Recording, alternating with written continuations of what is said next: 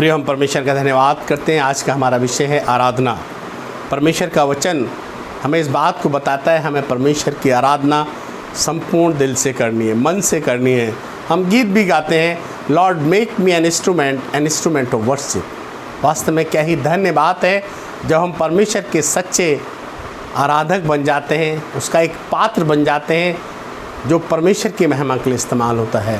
प्रभु का वचन बताता है 10 आज्ञाओं में पहला हुक्म है, ये पहली आज्ञा है, तू मुझे छोड़ दूसरे को ईश्वर करके ना मानना। हमें सिर्फ परमेश्वर को ही सम्मान देना है, आदर करना है, उसके अलावा कोई दूसरा हमारे जीवन में नहीं होना है। सबसे फर्स्ट प्रायोरिटी हमें प्रभु को देना है, उसकी आराधना करनी है, उसकी वर्शिप करनी है। आराधना के विषय में हम ध्यान करें। आराधना, प्रार्थना और स्तुति ये तीनों भिन्न हैं। प्रभु मेरी आत्मा को बचा, ये प्रार्थना है। प्रभु अपनी आत्मा को बचाए जाने के लिए मैं तेरा धन्यवाद करता हूँ, ये स्तुति है। प्रभु तू जो कुछ है उसके लिए मैं तेरा धन्यवाद करता हूँ। प्रभु हमारा उद्धार करता है, प्रभु सृष्टि करता है, वो सबका स्वामी है, वो अनंत काल का पिता है, वो बहुत कुछ है। इसलिए जो कुछ वो है ये आराधना है। उसके तमाम एट्रीब्यूट्स को हम ध्यान करते हैं, इस बात को मानते हैं जब हमारे जीवन के अंदर, तो कैसे हम परमेश्वर की आराधना करते हैं आनंद और खुशी के साथ जब हम परमेश्वर की आराधना करते हैं। प्रियो, परमेश्वर का पवित्र वचन बाइबल प्रकाशित वाक्य को जब हम देखते हैं, उसके 4 और 5 अध्याय परमेश्वर की आराधना के बारे में बताते हैं। और वो ये बताते हैं ये अनंत काल का कार्य है, हमेशा हमें परमेश्वर की आराधना करनी है। हम आराधनालय में, इस संसार में होली कम्युनियन सेलिब्रेट करते हैं संडे को। वो क्या है?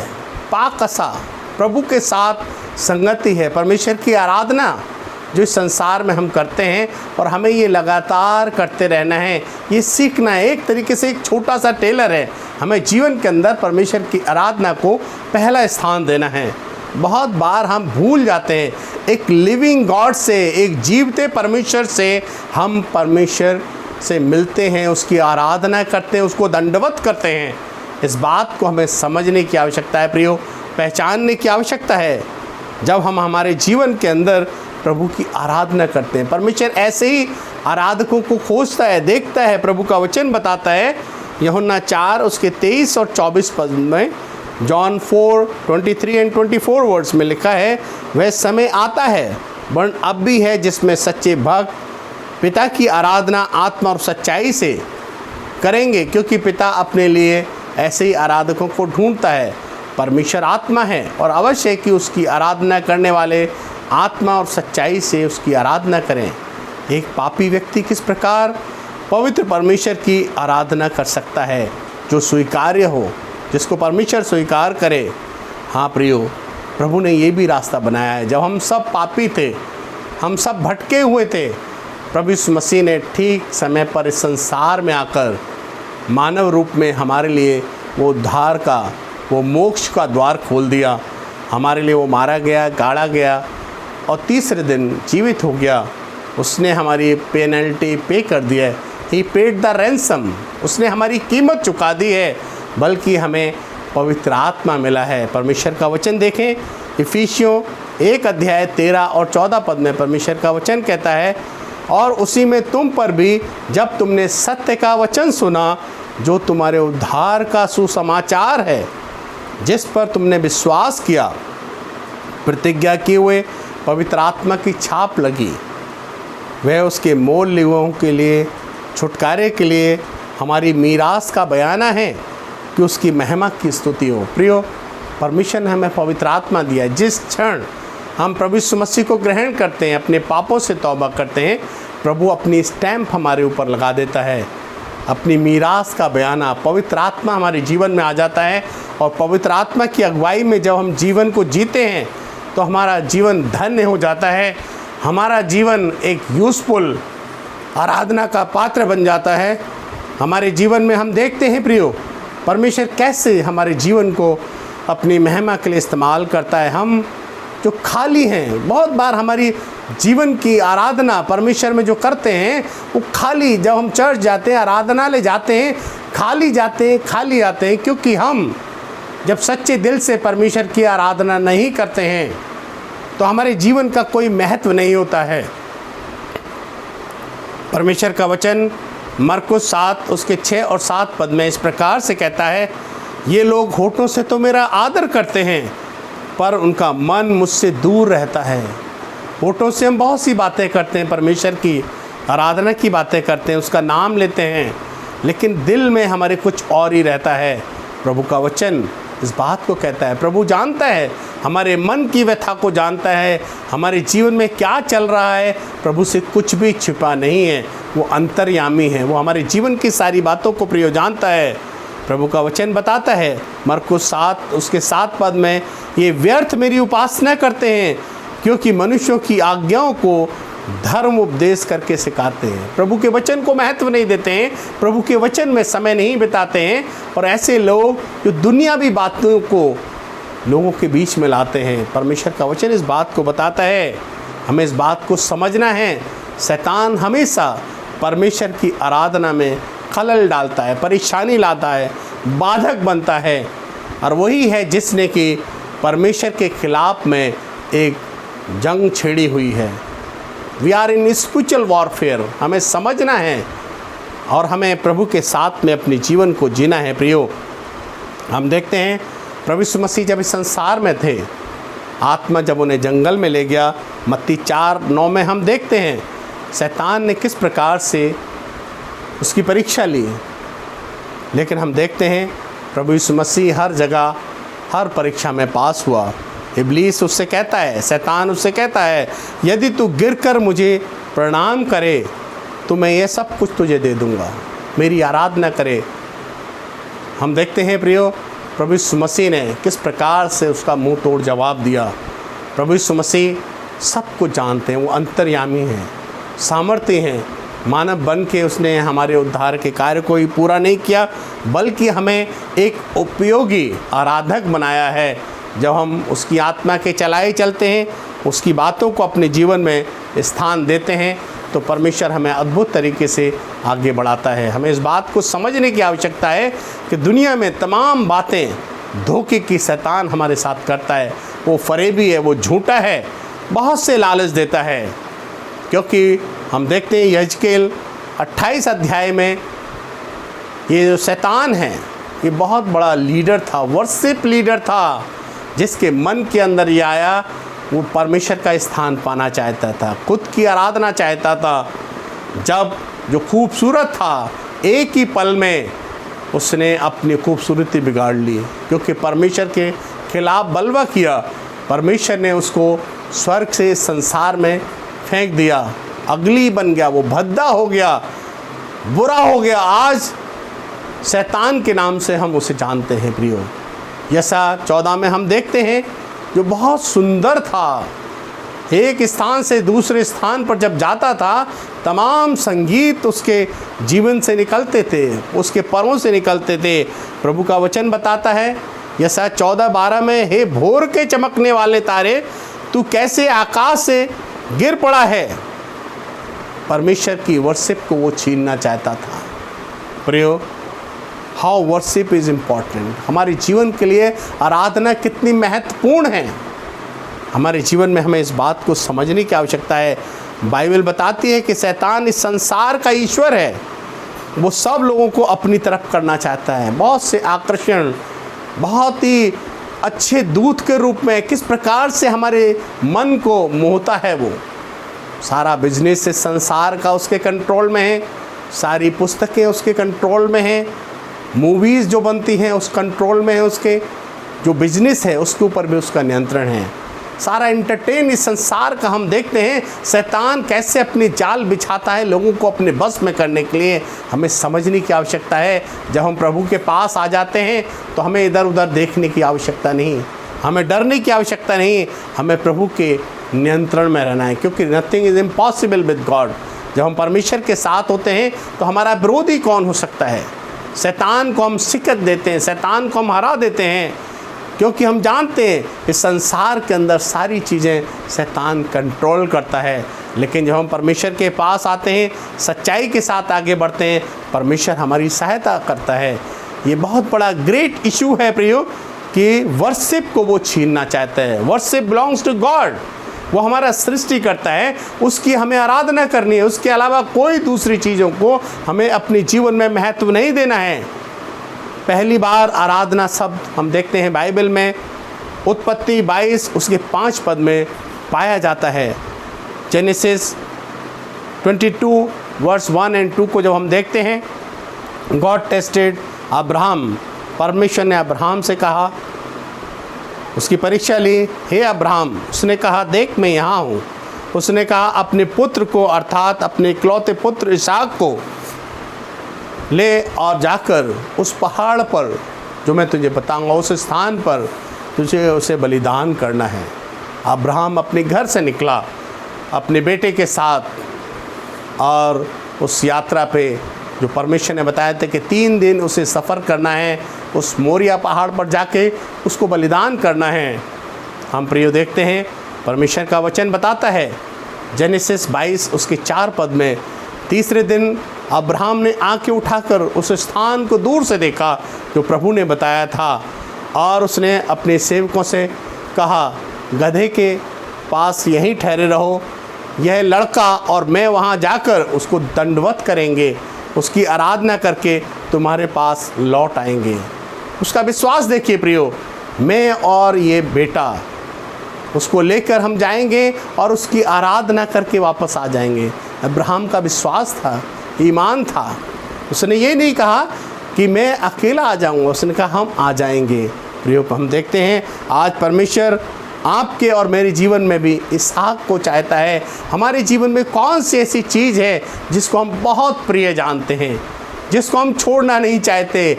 परमेश्वर से बड़ी कोई दूसरी चीज़ हमारे जीवन में नहीं होनी चाहिए।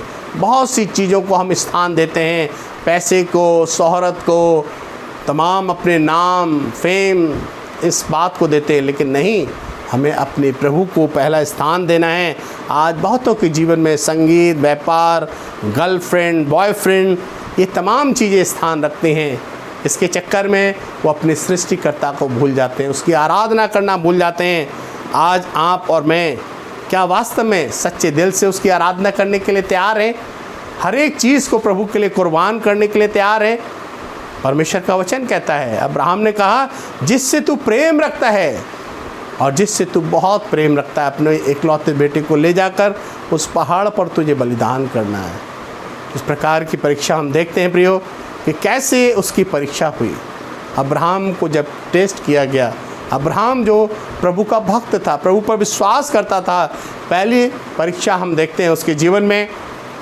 प्रभु का वचन बताता है उत्पत्ति 12:1 में परमेश्वर ने जब पहली बार उसे देखा, उसके तमाम रिलेटिव्स के साथ था, अपने माँ बाप के साथ था, अपने घर पर था, लेकिन प्रभु में होकर हम किसी को भी प्रिय नहीं समझ सकते। सबसे बड़ा प्रिय हमारा प्रभु है, उसके बाद प्रभु में होकर हम सबके साथ हैं और सब हमारे साथ हैं, लेकिन पहला स्थान हमें प्रभु को देना है। परमेश्वर का वचन बताता है यहोवा ने अब्राहम से कहा अपने देश और अपने कुटुंबियों को, अपने पिता के घर को छोड़कर उसमें चला जा जो मैं तुझे दिखाऊंगा।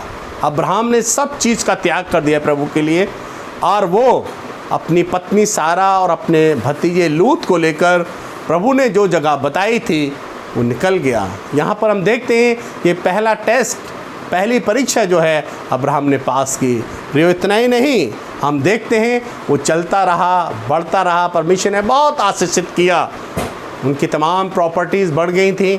उसका भतीजा लूत और उनके बीच में प्रॉपर्टी को लेकर कुछ कॉन्फ्लिक्ट हो गया, परेशानी आ गई। हम देखते हैं अब्राहम के जीवन में परमेश्वर पहला स्थान रखता था। उसने अपने भतीजे लूत से कहा जो तुझे अच्छा लगता है वो चुन ले।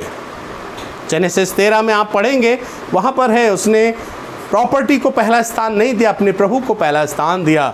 लूत ने जो बेस्ट उसको लगा, हरियाली, तमाम वो क्षेत्र जो सदोम और गमोरा का था, हरियाली थी, उसने चूज़ कर लिया। लेकिन फिर भी परमेश्वर ने अब्राहम को ब्लेस किया। ये दूसरा टेस्ट उसने पास किया। तीसरी बार हम देखते हैं उसकी बड़ी परीक्षा प्रभु ने अद्भुत तरीके से ली है। उसने देखा कैसे उसके जीवन में जो संतान उसको बुढ़ापे में मिली थी, अब्राहम को इसहाक दिया, और बुजुर्गी में जो संतान होती है वो भी इकलौती संतान, प्रभु ने उससे कहा अपने पुत्र को, अपने इकलौते पुत्र इसहाक को जिसे तू प्रेम करता है, कितनी बड़ी बात है, जिसको तुम चाहते हैं, जिसको तुम प्रेम करते हैं, अपने संग लेकर मोरिया पहाड़ के ऊपर जा, मैं तुझे बताऊंगा, होम बलि करके उसे चढ़ाना। अब्राहम परमेश्वर की आज्ञा अनुसार वहाँ से चल दिया है। ऐसा नहीं कि जल्दबाजी में कोई डिसीजन लेने की आवश्यकता नहीं। प्रभु ने 3 दिन का वक्त दिया, 3 दिन तुझे चलना है, जाना है, उस मोरिया पहाड़ पर जाना है, जो जगह मैं दिखाऊंगा। वहाँ से वो जाता है, निकलता है, पहुँचता है उस जगह में, और उस जगह में जाकर वेदी तैयार करता है। बेटा रास्ते में पूछता है, पिताजी भेड़ कहाँ हैं? लेकिन पिता उसके साथ, अब्राहम सीधे जाता है, उस पहाड़ पर पहुँचता है, बेटे के साथ मिलकर वेदी बनाता है और उसका हाथ पकड़ता है। बेटे तूने मुझसे कहा था भेड़ कहाँ है, वो भेड़ तू है। 3 दिन पहले परमेश्वर ने मुझसे तुझे मांगा है, तुझे बलिदान देना है। उसने दोनों हाथ उसके बांधे। अब्राहम ने जब ऐसा किया, इसहाक ने भी कोई विरोध नहीं किया। वहाँ पर हम देखते हैं अब्राहम ने उसे बांधा और उस वेदी के ऊपर रख दिया। एक हाथ में आग है और एक हाथ में छुरा है। जैसे उसने छुरा इसहाक के ऊपर चलाया, परमेश्वर की आवाज़ हुई, स्वर्गदूत बोला, नहीं रुक जा अब्राहम, जो मुझे देखना था मैंने देख लिया, तूने मेरे लिए अपने बेटे को भी प्रिय नहीं जाना। बेटा तो बलिदान होगा, तेरा नहीं मेरा बलिदान होगा। प्रभु ने प्रभु यीशु मसीह को इस संसार में भेजा। वही पहाड़ हम देखते हैं गोलगता की पहाड़ी पर, और उसके हाथों में कीलें ठोकी गई, उसके पैरों में कीलें ठोकी गई, उसके कांटों का मुख लगाया गया। परमेश्वर का बेटा, इकलौता बेटा प्रभु यीशु मसीह मेरे और आपके लिए बलिदान हुआ। इसहाक की परीक्षा प्रभु ने ली। यहाँ इस टेस्ट में भी वो पास हुआ, और प्रभु ने उसे इतना ब्लेस किया कि मैं तेरी संतान को इतना बढ़ाऊँगा कि जो तमाम तारों को देखता है, अगर तू तारों को गिन सकेगा तो अपनी संतान को भी गिन सकेगा। हम सब विश्वासी उसकी संतान है प्रियो। हम देखते हैं किस प्रकार से कुछ भी उसने खोया नहीं, प्रभु ने बहुतायत के साथ उसे दिया। जब हम परमेश्वर के साथ चलते हैं, परमेश्वर हमें ब्लेस करते हैं। इतना ही नहीं, हम दूसरी पुस्तक में देखते हैं परमेश्वर की वर्शिप के बारे में। अय्यूब की पुस्तक के अंदर हम देखते हैं, दूसरा स्थान अय्यूब की पुस्तक में देखते हैं, जो मानव इतिहास में बहुत ही मायने रखती है। ये अय्यूब की पुस्तक फर्स्ट पुस्तक है। जितनी भी बाइबल की किताबें लिखी गई, उसमें सबसे पुरानी किताब, सबसे पहले लिखी जाने वाली किताब अय्यूब की किताब है, जिसको स्वयं प्रभु ने लिखा है। सबसे पहली पुस्तक जेनेसिस बाइबल में हम देखते हैं, लेकिन ये उससे पुरानी पुस्तक है। लेकिन बाइबल में जो सिस्टम बना है, जब क्रोनोलॉजी तय हुई है, बीच में आती है अय्यूब की पुस्तक। ये पोइटिक बुक है, लेकिन हम देखते हैं पहली पुस्तक जो उत्पत्ति है, जो प्रभु यीशु मसीह के जन्म से 1500 वर्ष पूर्व लिखी गई, लेकिन उससे भी पुरानी पुस्तक अय्यूब की पुस्तक है। यहाँ पर हम देखते हैं अय्यूब जो परमेश्वर का भक्त था, परमेश्वर की आराधना करता था, परमेश्वर के साथ चलता था, परमेश्वर की हर एक बात को मानता था। हम देखते हैं शैतान ने उसकी परीक्षा लेना चाहिए। जब प्रभु ने कहा वो मेरा ऐसा व्यक्ति है जो खरा है, सच्चा है, शैतान तूने देखा है, इब्लीस बोला क्यों नहीं, तूने सब कुछ उसे दिया है, वो तेरी आराधना क्यों नहीं करेगा? अगर उसका सब कुछ आज बर्बाद कर दे, देख कैसे वो तेरे मुंह पर तेरी विरोध करेगा, वो तेरी आराधना नहीं करेगा। उसने कहा जा, मैं तुझे ऑर्डर देता हूँ। God allow the Satan to tested Ayub. उसने उसकी आजमाइश ली। हम देखते हैं अय्यूब का एक के बाद एक परेशानी उसके जीवन में आती रही। बच्चे की डेथ हो गई, बिजनेस बर्बाद हो गया। हम देखते हैं प्रियो किस प्रकार से समस्याओं पर समस्या आई। सब कुछ बर्बाद होने के बाद अय्यूब के शरीर में भी फोड़े निकल आए, उसका घर प्रॉपर्टी सब कुछ बर्बाद हो गया, लेकिन अय्यूब उस राख के ढेर पर बैठ गया और परमेश्वर की आराधना करने लगा। तीनों मित्र, उसके 3 मित्र आए, वो भी उसको गलत कहने लगे, उसकी पत्नी उसको कुछ बोलने लगी, लेकिन उसने परमेश्वर की ओर देखा। और हम देखते हैं प्रियो, अब्राहम जिसने कुछ भी लूज़ नहीं किया, परमेश्वर की आराधना की। बहुत बार लोग सोचते हैं हमारे पास हमारा सब कुछ बर्बाद हो गया, ऐसा व्यक्ति क्या आराधना करेगा। अय्यूब ने सब कुछ बर्बाद हो जाने के बाद भी प्रभु की आराधना की। प्रभु के वचन में लिखा है, अय्यूब 1 उसका 20 और 21 पद को अगर आप देखेंगे, यहाँ लिखा है, अय्यूब उठा और बागा फाड़ा, सिर मुड़ाकर भूमि पर गिरा और दंडवत करके कहा, यहोवा ने दिया, यहोवा ने लिया, यहोवा का नाम मुबारक है। कितनी बड़ी बात है, यहोवा ने दिया, यहोवा ने लिया, उसका नाम मुबारक है। प्रियो, हमारे जीवन के अंदर हमें इस बात को समझना है, आज जो कुछ भी हमारे पास है वो सब प्रभु का है।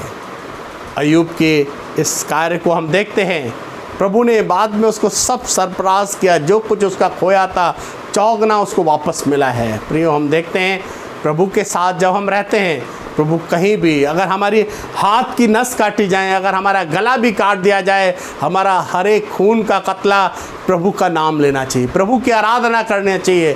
कुछ भी हालात क्यों ना हो, दुनिया कुछ भी कहे, हमें प्रभु का नाम लेना नहीं छोड़ना है, हमें उसकी आराधना करनी है संपूर्ण मन से। जब हम उसकी आराधना करते हैं प्रियो, कितनी महान बात है, कितनी धन्य बात है। जीवन के साथ भी और जीवन के बाद भी हमें उसकी आराधना करनी है। आइए हम प्रार्थना करें। हमारे जीवते परमेश्वर, तेरी जय जयकार, तेरी स्तुति, तेरी बड़ाई करते हैं प्रभु। सच्चे दिल से, आत्मा और सच्चाई से प्रभु तेरी आराधना करने के लिए तो हम सबको बल और सामर्थ दे प्रभु। हम में से कोई भी एक भी ऐसा ना हो प्रभु जो तेरे उद्धार से वंचित रह जाए। तेरी आराधना हमेशा आत्मा और सच्चाई से हम करने पाएँ। प्रार्थना प्रभु यीशु मसीह के नाम से मांगते, सुनो, ग्रहण कर। आमीन। जय मसीह की।